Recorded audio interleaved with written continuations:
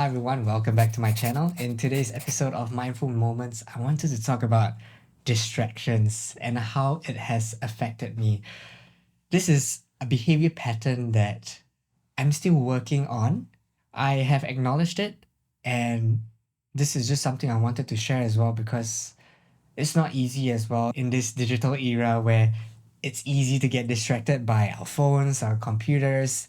There was this point where recently I was, for example, at the gym or just working on a task, and it's so easy for me to just get distracted by a phone notification or whenever I am completing a task or having to do a mundane task like admin work.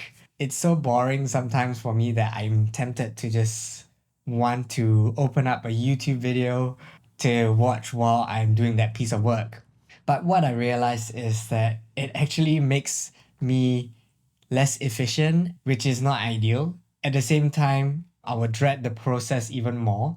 And so my observation was when I started to reduce these distractions, it allowed me to transit into that flow state or getting into the zone of actually doing the work more efficiently.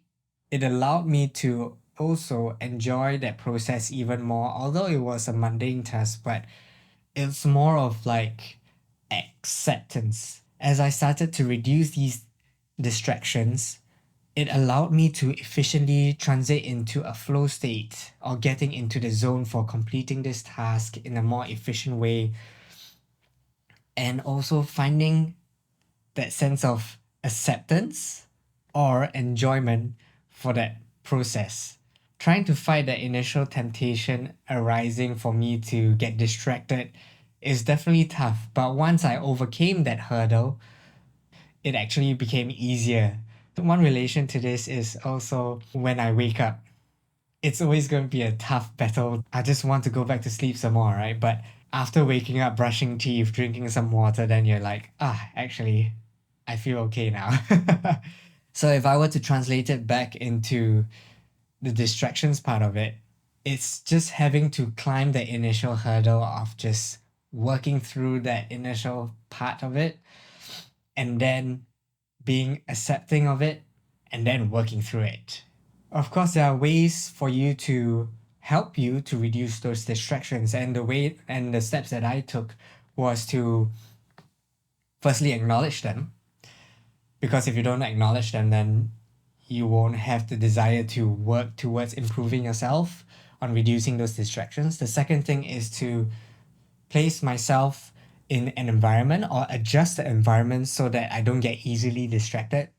So that could be things like reducing or silencing your phone or having apps that don't allow you to use certain applications at certain times that you have blocked out for yourself. And the third thing I would say is to plan out your day and have calendar blocks so that you can prioritize what needs to be done.